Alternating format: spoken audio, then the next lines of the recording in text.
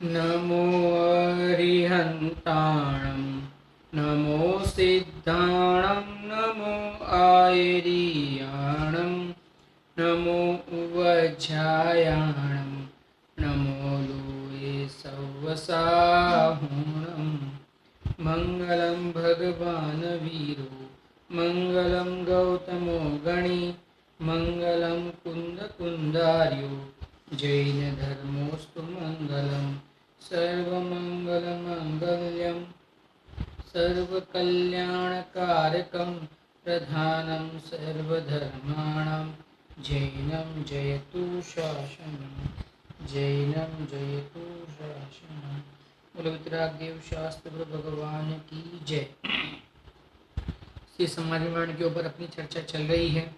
पंडित जी दीपचंद जी साहब ने जो समाधि मरण के ऊपर अपने विचार बताए हुए हैं उसके माध्यम से अपनी चर्चा चल रही है। उस पर पंडित जी ने कल निरस्मिदानुगत समाधि के बारे में जो बताया था उसके बारे में हमने पढ़ा था कि अस्मीपना यानी अहमपना ये जीव ने अब तक पर में किया था। वो अहमपना इस जीव ने क्या किया, अपने स्वयं में किया। तो अपने स्वयं में जो अहमपना किया उसके माध्यम से उसके क्या हुआ, इस जीव के क्या प्रकट हुआ, अपने स्वरूप में अहमपना प्रकट हुआ। अपने स्वरूप में जो उसमें एकत्वपना प्रकट हुआ। अब तक जो पर में अपनापन ये जीव करके रहा था उस जीव के अपने स्वरूप में अहमपना प्रकट हो गया। तो उसके माध्यम से इसके जो आनंद उत्पन्न हुआ और जो आनंद उत्पन्न हुआ और ये जो स्वरूप में स्थिर हो गया तो इसको समाधि की प्राप्ति हुई। तो इस प्रकार से कल हमने इसके बारे में चर्चा की थी। आज 11वें नंबर की हम समाधि की चर्चा करेंगे, यानी 11वें नंबर के भेद, समाधि के भेद, जो 13 प्रकार के भेद बताए हैं उसमें 11 नंबर के भेद के ऊपर अपन चर्चा करेंगे। विवेक ख्याति समाधि क्या कहते हैं? विवेक का अर्थ होता है प्रकृति और पुरुष का विवेचन, अर्थात पृथक पृथक भेद जानना। देखिए विवेक ज्ञान की एक पर्याय है। भेद ज्ञान को विवेक कहते हैं। हमें आपको इतना विवेक नहीं है, कहने का मतलब अपन कहते हैं ना आपको इतना विवेक नहीं, क्या ये आपका घर ये मेरा घर, आपको इतना विवेक नहीं है। आपको इतना विवेक नहीं है कि ये मेरी गाड़ी आपकी गाड़ी। आपको इतना विवेक नहीं है कि ये मेरा लड़का आपका लड़का, कहने का मतलब। तो यहाँ पे जो विवेक का अर्थ होता है भेद ज्ञान, प्रकृति, लेकिन यहाँ पे किसके बीच में भेद ज्ञान करना है? प्रकृति और पुरुष। क्या कहा? प्रकृति और पुरुष। प्रकृति यानी कर्म होता है, प्रकृति जो होता है उसको कर्म कहते हैं। कर्म के अंतर्गत सभी ले लेना, द्रव्य कर्म, भाव कर्म, नव कर्म और उसके सब विषय, ये सब जितने भी है द्रव्य कर्म, भाव कर्म और उसके विषय, ये जितने भी है ये सब किसके अंतर्गत जाएंगे? कर्म के अंतर्गत जाएंगे। और ये जो कर्म है ये कर्म और पुरुष यानी कि आत्मा, पुरुष यानी आत्मा, तो कर्म और आत्मा इसके बीच में विवेकपना प्रकट हो जाए, इसके बीच में भेद ज्ञान प्रकट हो जाए। अब पहले भी जो बताया था उसमें भी बात तो भेद ज्ञान की ही थी, अभी जो बता रहे हैं उसमें भी बात भेद ज्ञान की है, कोई अलग बात नहीं है। फिर भी विवेक के एंगल से बता रहे हैं आप सुनना।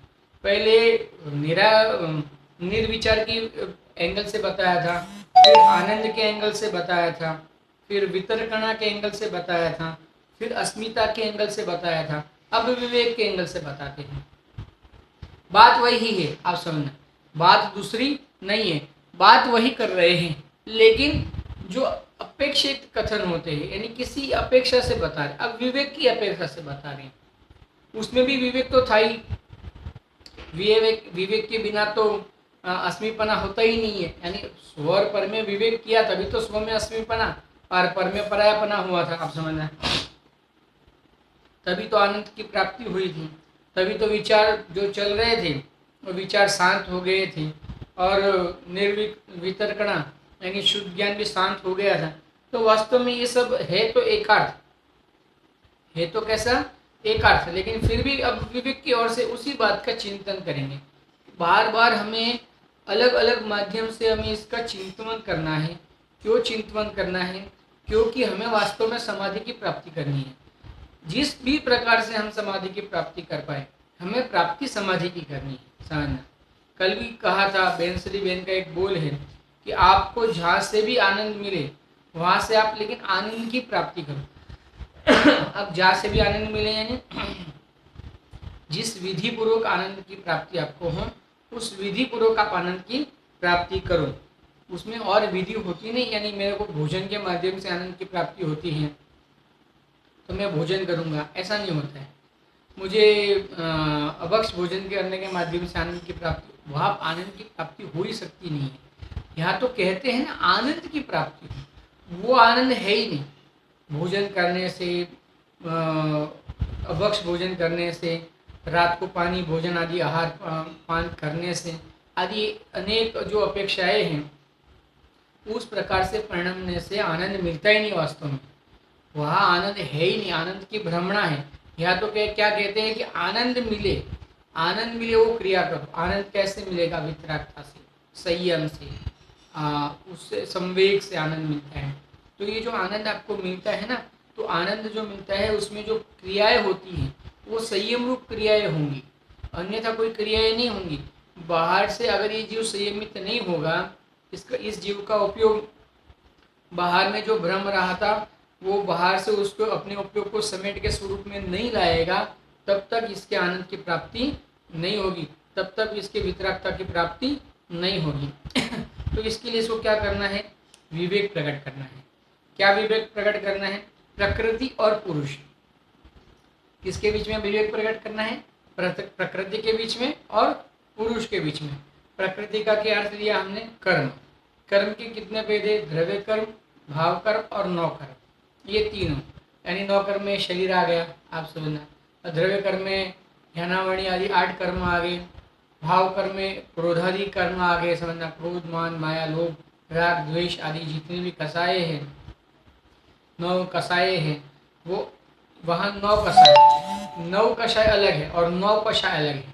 9 कषाय यानी किंचित और 9 यानी 9, जो हास्य आदि जो 9 कसाय ना, 9 कसाय है। वो 9 कषाय नहीं है, 9 कसाय। 9 है ना, संख्या 9 है, इसके 9 कसाय। और ये शरीर आदि वो 9 कषाय है। 9 कषाय यानी किंचित कषाय, यानी वास्तव में ये कषाय इसके हेतु से, इसके आश्रय से जीव कसाय करता है। ये कसाय कराते नहीं, यानी इसको कसाय क्यों कहा? क्योंकि इसके आश्रय से जीव कसाय करता है, इसके लिए इसको भी कसाय कहा है। तो ये वास्तव में कसाय है नहीं, शरीर कसाय थोड़ी ना है, आप समझना। शरीर कसाय थोड़ी है, दुकान कसाई नहीं है, मकान कसाई नहीं है, गाड़ी कसाई नहीं है, लेकिन उसके आश्रय से ये जीव कसाई करता है, समझना। इसके लिए उसको क्या कहा? 9 कषाय। 9 कषाय यानी किंचित कषाय। किंचित कषाय यानी कषाय में हेतु उसका लक्ष्य से जीव कषाय करता है, इसके लिए उसको भी कषाय कहा है। तो इसके लिए उसको 9 कषाय कहते हैं। तो द्रव्य कर्म, भाव कर्म और 9 कर्म। 9 कर्म, उनके माध्यम से जो कर्म बनते हैं उसको कर्म कहते हैं। तो द्रव्य कर्म, भाव कर्म और 9 कर्म, ये 3 प्रकार से जो द्रव्य जो कर्म है उसको प्रकृति कहते हैं। प्रकृति कहते हैं ना, तो उसको प्रकृति कहते हैं। और पुरुष है, आत्मा। अब आत्मा और ये प्रकृति, ये दोनों के बीच में विवेक प्रकट करना है। हमने अब तक क्या किया था? आत्मा और प्रकृति को एक माना था। ये जो शरीर है ना, वही मैं हूँ, ये ही मेरा घर है। मेरा घर है इतना ही नहीं, ये घर जो है ना वही मैं हूँ, आप समझना। और अनेक अनेक प्रकार से हमने ये शरीर को और आत्मा को एक माना था। कि मकान को आत्मा को एक माना था, गाड़ी को आत्मा को एक माना था, धन को आत्मा को एक माना था, अपने स्त्री, पुत्र, मित्र, माता पिता, जो अपने सगे वाले हैं, जो अपने कुटुंबी जन हैं, समझना, उन सबको हमने क्या माना था? अपना माना था। तो यहाँ पे वास्तव में वो सब तो पर द्रव्य है, वो सब तो पर पदार्थ है, और वो पर पदार्थ है, उसका और मेरे आत्मा का कोई संबंध नहीं है, उसको और मेरा कोई संबंध नहीं, फिर भी हमने अपना माना था। तो विवेक प्रकट करना है। क्या विवेक प्रकट करना है? वो मैं नहीं हूँ, वो मेरा स्वरूप नहीं है, उससे मेरे सुख दुख की कोई प्राप्ति नहीं होती है। इस प्रकार से जैसे ही इस जीव ने विवेक प्रकट किया, इसको आनंद की प्राप्ति हुई, इसको निराकुलता की प्राप्ति हुई, इसको शांति मिली, और इसके माध्यम से ये स्वरूप में समा गया। क्यों? क्योंकि ये भटक क्यों रहा था, हमारा उपयोग भटक क्यों रहा था, क्योंकि पर में हमने सुख माना था। अब शरीर में सुख माना तो शरीर में से सुख आया नहीं, तो हमें लगा कि क्या मालूम, अगर ये अच्छा भोजन है ना, ये जो भोजन करने से शायद सुख आएगा, तो हमने उपयोग को भोजन में लगाया। अब वहाँ से भी सुख नहीं आया, तो हमने सोचा पानी पीने से सुख आ जाएगा शायद, तो हमने अपना उपयोग पानी पीने में लगाया। वहाँ से भी सुख नहीं आया, तो हमने सोचा कि शायद ये जो पुत्र है ना, वो मेरी आज्ञा में रहे तो मैं सुखी हो जाऊंगा, तो हमने वो प्रयास किए, लेकिन वहाँ से भी सुख नहीं आया। तो हमने सोचा कि अब हमारे पत्नी आज्ञाकारी मिल जाए ना, तो हम सुखी हो जाए। हमने वो प्रयास किया, लेकिन वहाँ से भी सुख नहीं आया। इस प्रकार से हमारा उपयोग जो है ना, वो भटकता रहा। आप समझ, भटकता रहा, सुख के लिए भटकता रहा। क्यों? क्योंकि सुख के लिए क्यों भटकता रहा? क्योंकि उन पदार्थों में, उन वस्तुओं में सुख है नहीं, और उन वस्तु और उन पदार्थों में सुख है नहीं, और हम उन वस्तुओं में से ही सुख की कल्पना कर रहे हैं, सुख की मान्यता कर रहे हैं। इस सबकी बात है, इसमें मेरी भी बात है। जैसे मुझे गाड़ी स्पीड में चलाने में बहुत आनंद आता है, आप समझना। तो मैं क्या समझता हूँ, जहाँ गाड़ी स्पीड में चले तो मैं सुखी हो जाऊँ, और वहाँ से सुख मिलता नहीं तो मैं आकुलित हो जाता हूँ। तो विवेक प्रकट करना है। क्या विवेक प्रकट करना है? वो सब क्या है, मेरे से भिन्न है।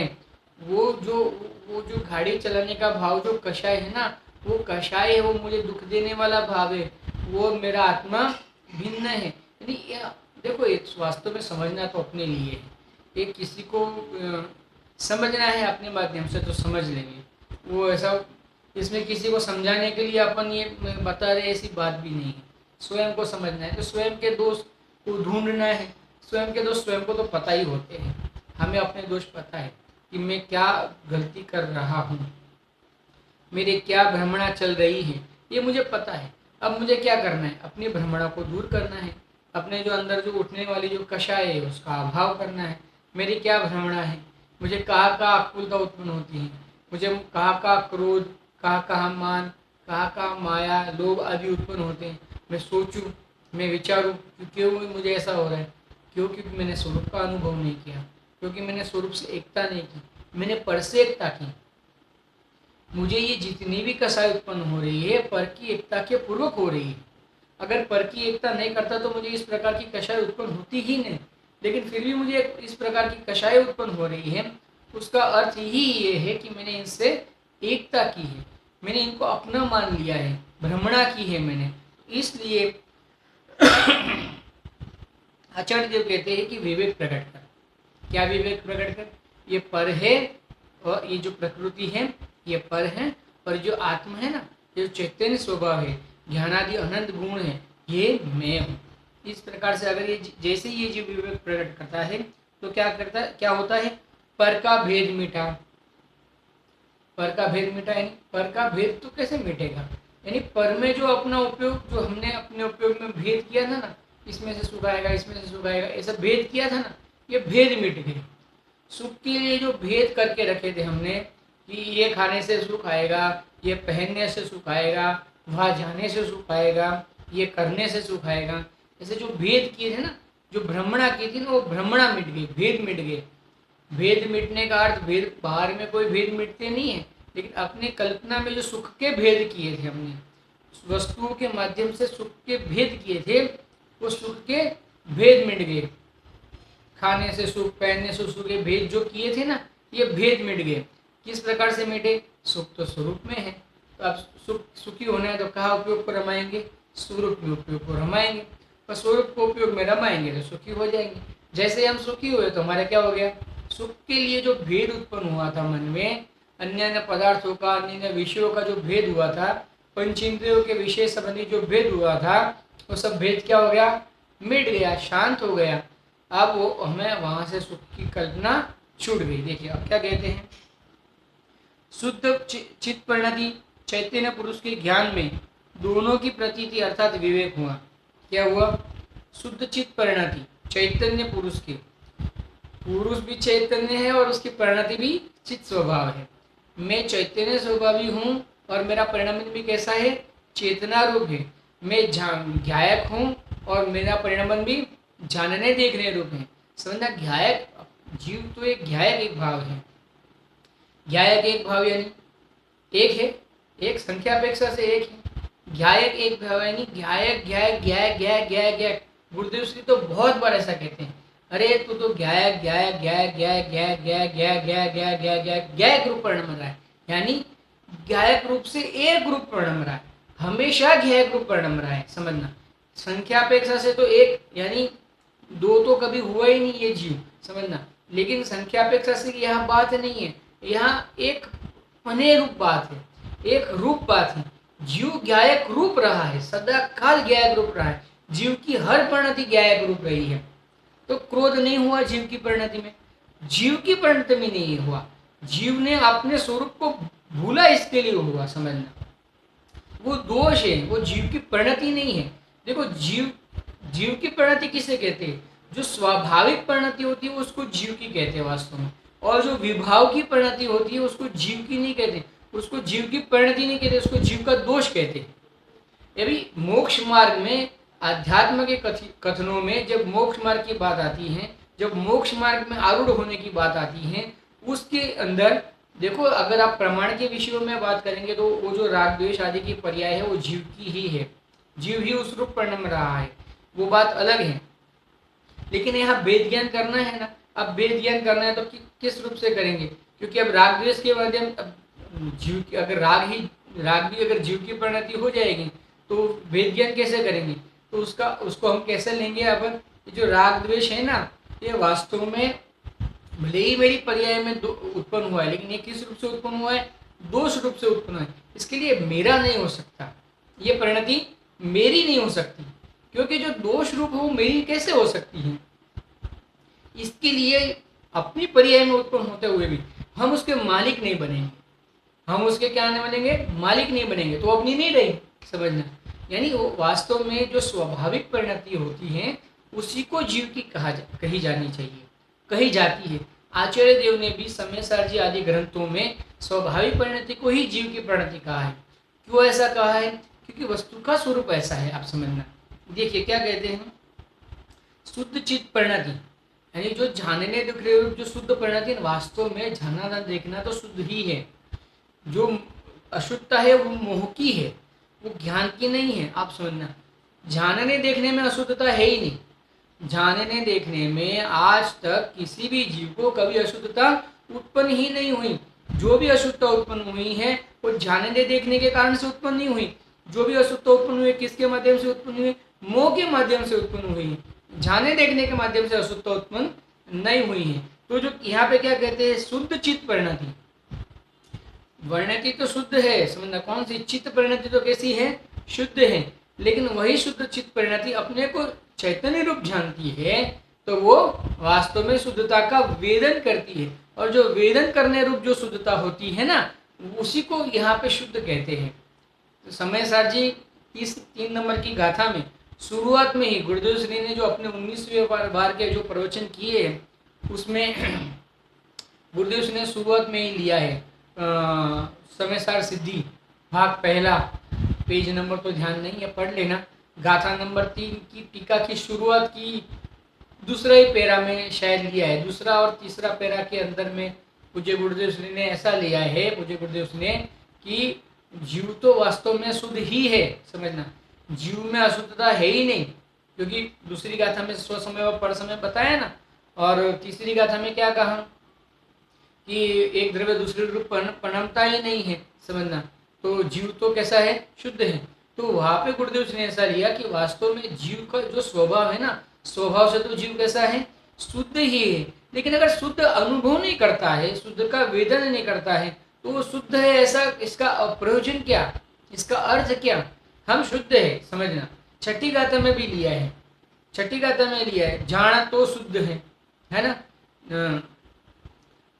छठी गाथा में जो है वहाँ भी यही बात ली है कि जो शुद्ध जाने आत्मा को वह शुद्धता को प्राप्त हो, अणशुद्ध जाने आत्मा को अणशुद्धता को प्राप्त हो। आगे की गाथा है वो तो, जो शुद्ध जाने आत्मा को वो शुद्धता को प्राप्त हो, अणशुद्ध जाने आत्मा को अणशुद्धता को प्राप्त हो। नहीं, वास्तव में शुद्धता को जो जानता है ना वही शुद्धता को प्राप्त होता है। शुद्ध स्वभाव से तो है, स्वभाव से है, लेकिन अर्थ क्या?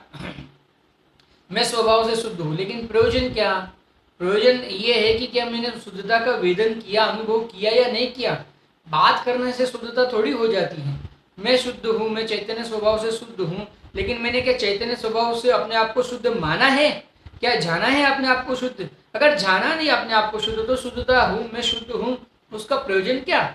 तू दुखी तो हो रहा है, तू करोड़पति है, समझना, बैंक में करोड़ रुपया है, लेकिन तू 1 रुपया भोग नहीं रहा है। तो बैंक में तू करोड़, तेरे पास करोड़ रुपया है, उसका प्रयोजन क्या, उसका अर्थ क्या, समझना।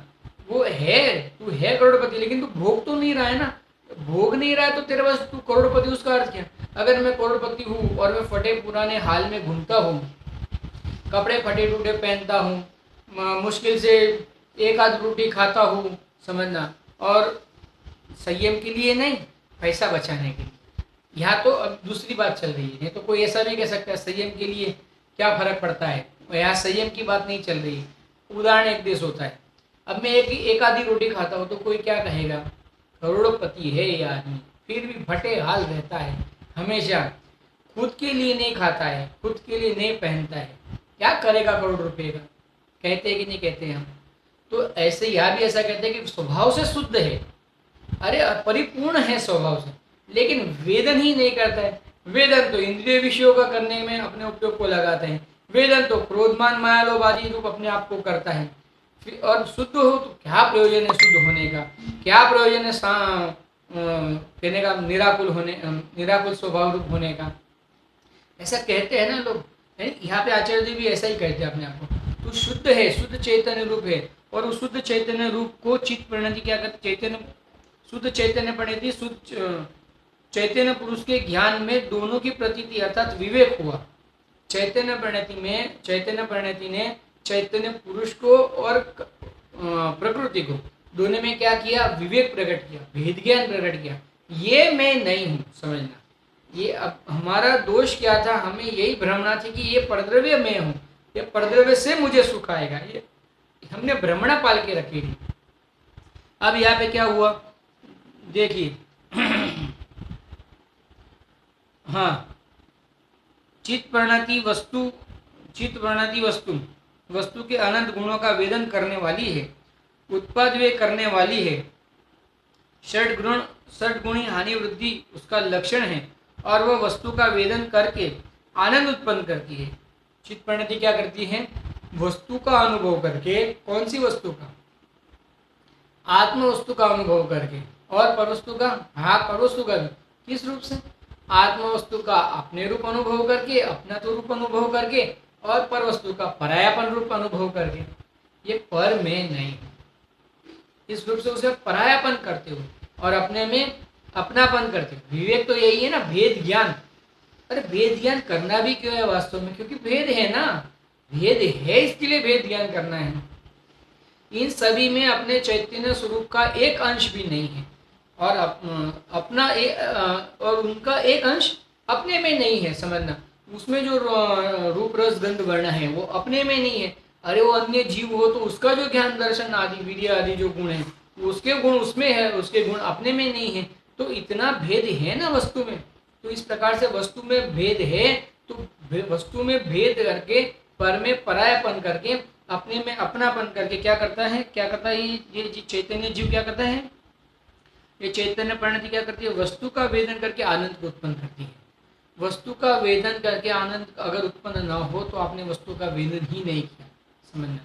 यानी या तो ऐसा भी कह सकते हैं, आपने वस्तु को मिथ्या रूप से वेदन किया, सम्यक रूप से वेदन नहीं किया, आपने मिथ्या रूप से जाना वस्तु को। देखो क्या कहते हैं, हाँ, जैसे समुद्र में तरंग उठती है, वह तरंग समुद्र भाव को जानती है। जैसे वस्तु में, समुद्र में जो तरंग उठती है ना, वो तरंग किसको जानती है? समुद्र भाव को जानती है। वैसे ही ये स्वरूप का ज्ञान करती है। ये समुद्र होता है ना, उसमें जो तरंग उठती है, वो तरंग कहाँ जाके सीमित हो जाती है? वापस समुद्र में ही जाके सीमित हो जाती है, वो बाहर नहीं चली जाती। तरंग जो उठती है समुद्र में से, जो तरंग उठती है, वो तरंग उठ के क्या आकाश में चली जाती है? वो तरंग उठ के क्या कहीं और पदार्थ में चली जाती है? तरंग वापस समुद्र में समा जाती है। यानी इसका अर्थ यहाँ पे इन्होंने ऐसा किया कि समुद्र, देखिए, समुद्र की तरंग उठ के वह तरंग समुद्र भाव को जानती है, यानी समुद्र भाव में ही समा जाती है, समुद्र रूप ही जानी जाती है। समझना, समुद्र में से जो तरंग उठी तो उसको तरंग नहीं कहा जाएगा, उसको क्या कहा जाएगा, समुद्र ही कहा जाएगा। जैसे समुद्र बहुत उफान में हो और बहुत बड़ी बड़ी तरंगें उठती हो तो हम क्या कहते हैं, आज समुद्र उफान पे है, ऐसा कहते हैं कि नहीं कहते हैं। आज उसकी तरंगे किसकी, समुद्र की तरंगे बहुत उठ रही है। तरंगे उठ रही है ऐसे कहते हैं कि समुद्र की तरंगे उठ रही है, ऐसा कहते हैं। समुद्र की तरंगे यानी वो तरंगों को समुद्र रूप ही जाना जाता है। समुद्र को अन्य रूप, वो तरंगों को अन्य रूप नहीं जाना जाता, समुद्र रूप ही जाना जाता है। कई तरंग उड़ के अगर जमीन पे भी आ जाए ना तो उसको तो भी उसको क्या किसके माध्यम से जाना जाता है, समुद्र के माध्यम से ही जाना जाता है। इसके लिए तरंग जो है जैसे समुद्र से भिन्न नहीं है, वैसे चैतन्य प्रणति चैतन्य स्वभाव से भिन्न नहीं है। देखिए क्या कहते हैं, वैसे ही ये स्वरूप का ज्ञान कराती है। क्या, कौन स्वरूप का ज्ञान कराती है, चैतन्य प्रणति। क्या ज्ञान कराती, कि मैं तो चैतन्य की हूँ। चैतन्य प्रणति क्या ज्ञान कराती है, कि मैं चैतन्य की हूँ। अब तक क्या ज्ञान करा रही थी, भ्रमणा से, मुंह के माध्यम से, उसमें मोह जुड़ा था तो क्या ज्ञान करा रही थी, कि मैं जिनवाणी की हूँ, मैं देवशास्त्र गुरु की हूँ, मैं पुत्र की हूँ, मैं दुकान की हूँ, मैं मकान की हूँ। इस रूप से अन्य रूप से ज्ञान करा रही थी। अब जैसे इसको ख्याल में आया कि ये मेरा स्वरूप नहीं है तो इसने किस रूप से ज्ञान कराया, मैं तो चेतन की हूँ। समझना, और वास्तव में तो परिणति तो अपने आप को चेतन रूप ही बताती है। ये जीव उसको मोह के वश चेतन रूप जानता नहीं है। समझना, ये जीव मोह के वश उसको चेतन रूप जानता नहीं है। बाकी चैतन्य जो परिणति है वो तो अपने आप को हर समय चेतन रूप ही तो जानती है। वो अंश किसका है, जो ज्ञान की तरंगे उठी, वो ज्ञान किस में से उठ रहा है, ज्ञान स्वभाव में से उठ रहा है ना। तो चैतन्य के परिणति की जो तरंगे उठी वो किस में से उठी है, चैतन्य स्वभाव में से उठी है। कि वो देवशास्त्र गुरु में से उठी है। समझना, कि वो पुत्र पिता माता आदि में से उठी है, स्वभाव में से, अपने चैतन्य स्वभाव में से उठी है।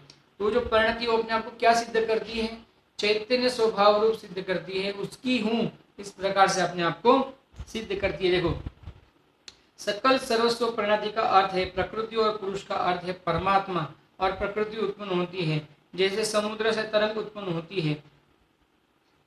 पुरुष अनंत गुणधाम चिदानंद परमेश्वर है। उन दोनों का ज्ञान में झांकपना हुआ परंतु प्रत्यक्ष नहीं हुआ, वेद वेदक प्रत्यक्ष है। देखिए, ये तो अपना विषय वैसे तो हो गया है। रहस्यपूर्ण चिट्ठी में अभी अभी अपन ने ये विषय के स्वाध्याय किया था कि वास्तव में ये जीव जो है वो आत्मा का संवेदन तो करता है, लेकिन कैसा करता है, प्रदेश प्रत्यक्ष नहीं कर सकता है। तो कैसा करता है, अनुभव प्रत्यक्ष करता है। जो आत्मा है ये जीव के अनुभव में तो प्रत्यक्ष आ रहा है। समझना, वेदन प्रत्यक्ष नहीं कर सकता है। इसके लिए पंडित श्री तोडरमल साहब ने क्या उदाहरण दिया था, जैसे अंधा है वो शक्कर खाता है, वो अंधा शक्कर के आकार आदि को नहीं जानता, रंग आदि को नहीं जानता, परंतु जो उसका स्वाद आया शक्कर का मीठे पने रूप, उसको तो प्रत्यक्ष वेदता है, उसको कोई परोक्ष वेदता नहीं है। तो वेदन में तो इसके कैसा है, प्रत्यक्ष ही है। परंतु अगर जाननपने की बात करें, प्रदेश प्रत्यक्ष जानने की बात करें, तो वह तो परोक्ष ही है। फिर तो ये क्या हुआ, कि आत्मा का ज्ञान जो है, ये दोनों का ज्ञान जाननापना हुआ, वो प्रत्यक्ष नहीं हुआ। यानी प्रदेश प्रत्यक्ष नहीं हुआ। ये क्रोध के प्रदेश, ये आत्मा के प्रदेश, ये शरीर के प्रदेश, ये आत्मा के, ऐसा प्रदेश प्रत्यक्ष जानने में नहीं हुआ। लेकिन कैसा हुआ, वेद प्रत्यक्ष हुआ। वेदन में तो प्रत्यक्ष आया आत्मा। और क्यों, क्योंकि पहले आकुलता अनुभव में आ रही थी। जब जब मैंने शरीर को अपना माना था, शरीर से सुख की वांछा की थी, ये भोजन आदि से सुख की वांछा की थी, पानी आदि से सुख की वांछा की थी, स्त्री पुत्र मकान आदि से सुख की वांछा की थी, और उनको अपना माना था, उनको चैतन्य रूप अपने स्वभाव रूप माना था, तब तक मुझे आकुलता की अनुभूति हो रही थी। तो वो भी प्रत्यक्ष वेदन में आया था।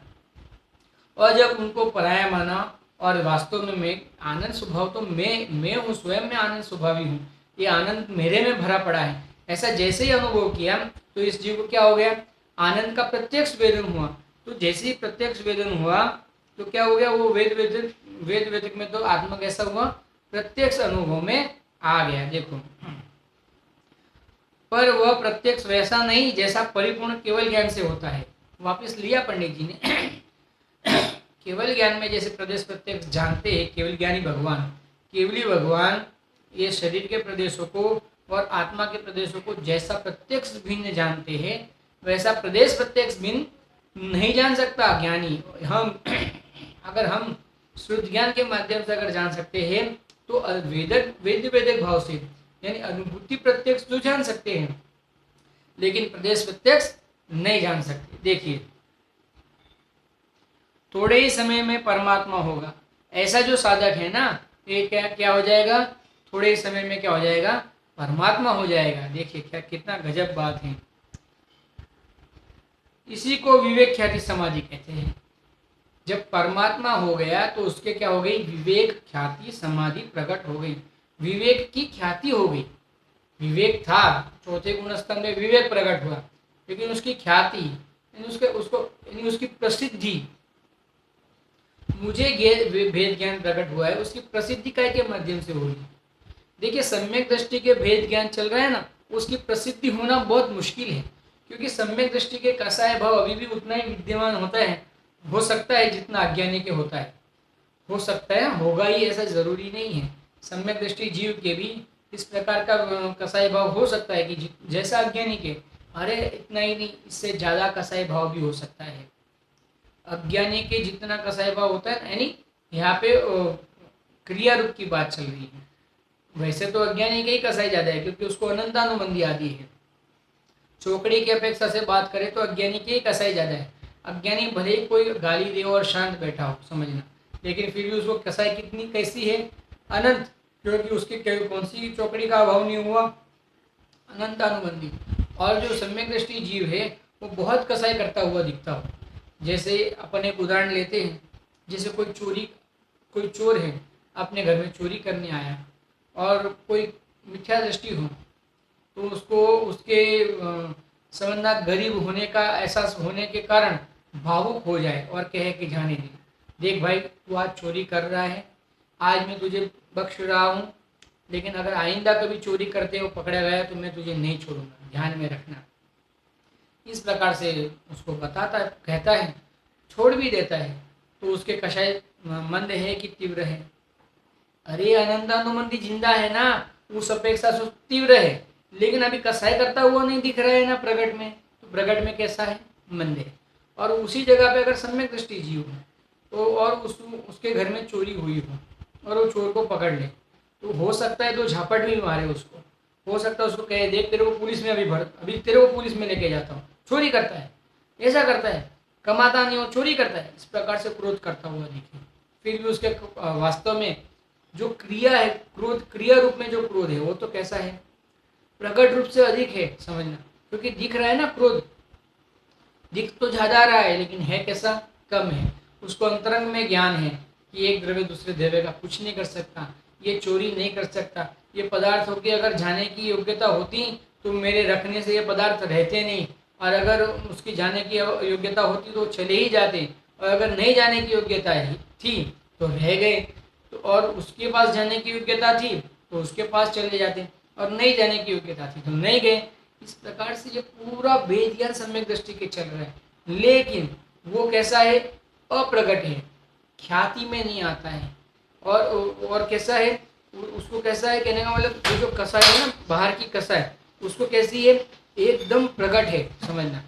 इसके लिए सम्यक दृष्टि के ये जो विवेक है ना, वो विवेक परिणति में होने पर भी उसकी ख्याति नहीं होती है, उसकी प्रसिद्धि नहीं होती है। और ज्ञानी की ये जो विवेक प्रकट हो गया है, अरिहंत सिद्ध परमेष्टि के ये जो विवेक है ना, वो कैसा हो जाता है, प्रकट हो जाता है, उसकी ख्याति होती है, यानी बाहर में दिखता है। वो वितरागी हो गए हैं तो बाहर में दिखता है कि ये वितरागी हो गए हैं, तो उसके माध्यम से क्या हो जाती है, ख्याति होती है, उन भावों की ख्याति होती है, उस विवेक की ख्याति होती है। इसके लिए जो जिस समय परमात्मा हो जाते हैं उस समय क्या होता है, विवेक की ख्याति होती है, उसको विवेक ख्याति समाधि कहते हैं। विवेक प्रकट होने के माध्यम से जैसे इस जीव ने अपने स्वरूप का अनुभव करके पर में परायापन करके स्वरूप में स्थिर हो जावे और स्वरूप में स्थिर हो जाने के माध्यम से परिपूर्ण परमात्मा अपना प्रकट कर लेवे, तो उसको विवेक ख्याति समाधि कहते हैं। समझना, शब्द अर्थ और ज्ञान के रूप में तीन भेद से भी इसका भेद होते हैं।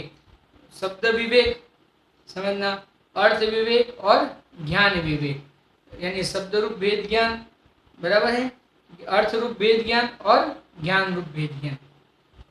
ये तीन प्रकार से भेद ज्ञान का विवेक यानी भेद ज्ञान समझना, विवेक यानी भेद ज्ञान।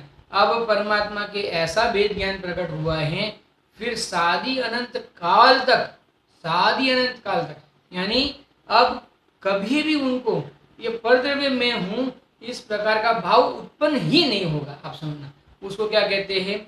विवेक। उसको क्या कहते हैं? भेद ज्ञान। तो इस प्रकार से शब्द अर्थ और ज्ञान तीन रूप से इसके भेद गिने गए हैं, और इस प्रकार से एक विवेक ख्याति समाधि पे अपनी चर्चा पूर्ण हुई।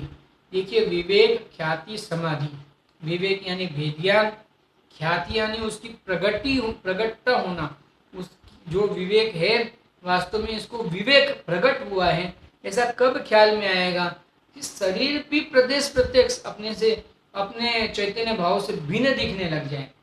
पहले अनुभूति में तो दिखे थे, आप समझना, अनुभूति में तो पहले दिखे थे, अब प्रदेश प्रत्यक्ष में भी दिखने लग जाए तो इसके विवेक प्रकट हुआ है, वैसा ख्याल में आ जाए। क्योंकि सिद्ध परमेष्टि के तो शरीर भी नहीं रहता है, तो ख्याल में आ गया ना कि भेद ज्ञान के माध्यम से हम तो शरीर के सहयोग में अभी रह रहे हैं और इनके तो शरीर का सहयोग का भी अभाव हो गया।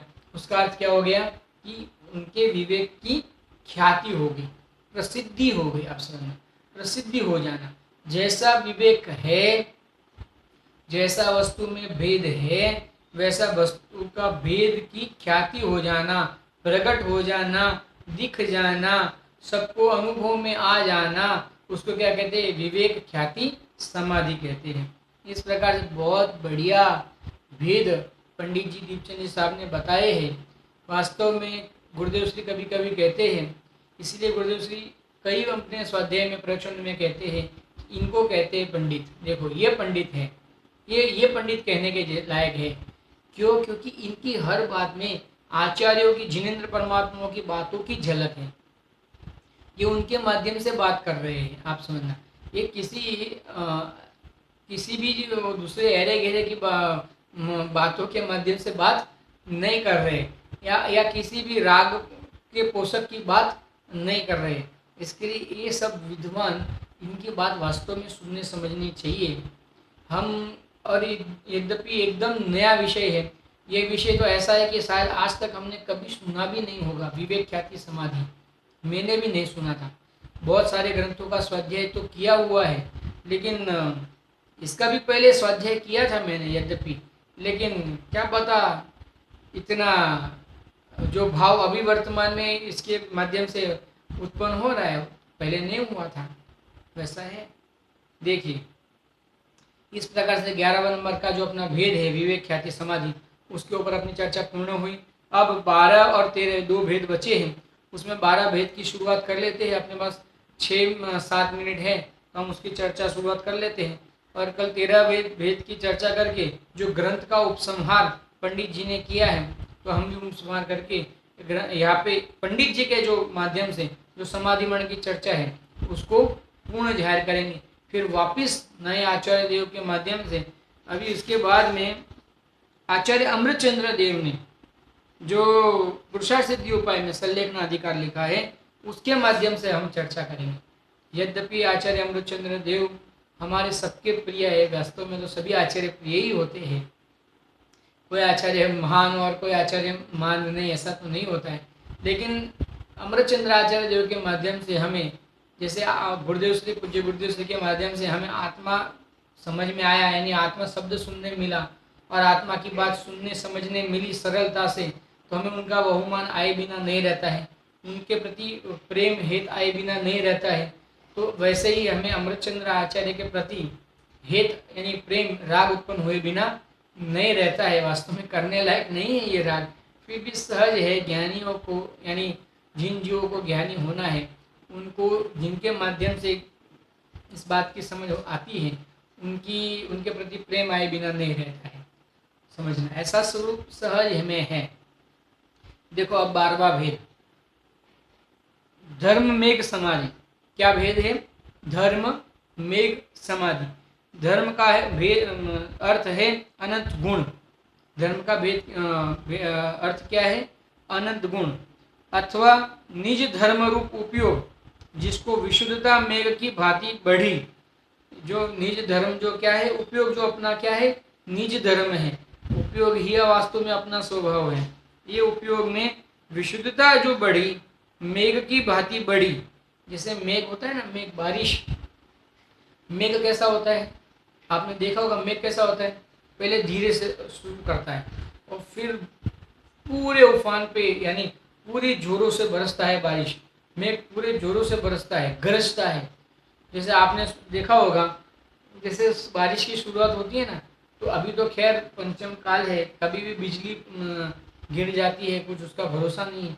लेकिन वास्तव में जो शुरू के मेघ होते हैं ना, उसमें और बिजली कभी नहीं गिरती है, वो बादले कभी आवाज़ नहीं करते हैं। जब बारिश जाने की वो तैयारी में होता है ना, तब वो बहुत आवाज़ शोर बकोर करके वो बारिश गिरती है। समझना,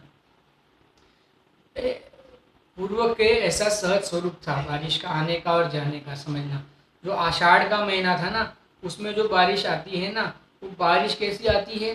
जब शुरू की बारिश आती है तो गरज के नहीं आती है, क्योंकि अंतिम की बारिश गरज के आती है। जब जो बारिश जाती है ना, तब वो बारिश कैसी आती है? गरज के आती है। ऐसा होता है। तो जैसा मेघ होता है ना, मेघ वो कैसा होता है? मेघ बढ़ता चला जाता है, कहने का मतलब उसका जो जोर होता है ना, वो बढ़ते चला जाता है। तो जिसकी विशुद्धता मेघ की भांति बढ़ी, मेघ की भांति बढ़ते जाए। जैसे मेघ वर्षा कहते हैं, वैसे ही उपयोग में आनंद बढ़ा। मेघ देखिए पहले कैसा होता है कि जमीन बहुत गर्म होती है। आपको मालूम ही होगा, एक तो सबके ख्याल में है कि गर्मी के दिनों में बारिश नहीं गिरती है तो शरीर जो धरती जो है पूरी सूख जाती है, और उस मेघ के लिए यानी पानी के लिए वो तरसती रहती है। और जैसे ही मेघ की पहले बूंदे गिरती है, आप समझना, तो बूंदे जब जैसे गिरती हैं तो उसको ठंडक की महसूस की होती है। और जब मेघ पूरी अपने जोरों शोरों से गिरती है, तब वो भूमि क्या हो जाती है? एकदम ठंडी हो जाती है, एकदम शांत हो जाती है, एकदम शीतल हो जाती है। कहने का मतलब, जो भूमि होती है वो कैसी हो जाती है? एकदम शीतल हो जाती है। वैसे ही जीव में, जैसे शुरू में तो इस जीव के क्या थी? आत्मानुभूति नहीं थी, विवेक प्रकट नहीं था, ज्ञान उत्पन्न नहीं हुआ था, विवेक ज्ञान उत्पन्न नहीं हुआ था। तो ये जीव क्या था? तपते लोहे के जैसा, तपती धरती के जैसा ये जीव परिणम रहा था। और जैसे ही जिनेंद्र भगवान के माध्यम से, जिनवाणी के माध्यम से, जैसे इस जीव ने स्वर पर के भेद ज्ञान की बात सुनी, तो इसके क्या प्रकट हुआ? इसके सहज में भेद ज्ञान प्रकट हुआ। इसके अपने में अपनापन और पर में परायापन सहज में प्रकट हुआ। और जैसे ही उसने अपने में अपनापन किया और उसके माध्यम से पर का लक्ष्य छूट गया, तो इसको क्या हो गया? बारिश की छींटें गिरने लगी। उस प्रकार से आनंद का वेदन आने लगा, अल्प अल्प आनंद का वेदन आने लगा। फिर जैसे इसको ख्याल में आ गया कि आनंद का स्रोत तो मैं स्वयं परमात्मा हूँ, आप समझना, तो फिर क्या हो गया? इसने और अधिक आनंद लेने के लिए जिस स्रोत से आनंद आ रहा था ना, उसका और विशेष आश्रय लेने का प्रयास किया। और जैसे जैसे इसने विशेष आश्रय लेने का प्रयास करते गया, वैसे वैसे इसको क्या हो गया? आनंद बढ़ते गया। और जैसे जैसे आनंद बढ़ते गया, वैसे वैसे इसको क्या हो गया? परिणाम शांत होते गए। और जैसे जैसे परिणाम शांत होते गए, ये क्या हो गया? स्वरूप में स्थिर हो गया। यही बात को आगे पंडित जी लेते जाएंगे। अपना समय यहाँ पे समाप्त हो रहा है, तैयारी में है। इसी बात को आगे पंडित जी समझाएंगे। हम भी और गुणस्थानों के माध्यम से पंडित जी ने समझाया है, न्याय और तर्क के माध्यम से पंडित जी ने समझाया है। तो हम भी आगे पंडित जी जिस प्रकार से समझाने वाले हैं, उसी प्रकार से इस विषय को समझेंगे। अभी तक के हमारे विषय के माध्यम से हम भी विवेक प्रकट करके, स्वर पर का भेद ज्ञान करके, अपने में अपनापन करके पर में परायापन करके स्वरूप में विश्रांत हो जाए, ऐसी मंगल भावना पर अभी के वक्तव्य को यहाँ पे समाप्त करते हैं। ओम नमः सिद्धेभ्य। सहजानंदी शुद्ध स्वरूपी अविनाशी हूँ आत्मस्वरूप। सहजानंदी शुद्ध स्वरूपी अविनाशी हूँ आत्मस्वरूप। सहजानंदी शुद्ध स्वरूपी अविनाशी हूँ आत्मस्वरूप। जिन वाणी के ज्ञान ते सूझे लोकालोक, सो वाणी मस्तक नमो सदा देत नमो। बोलो द्वादशांग में परमंगलकारी जिनवाणी मात की जय।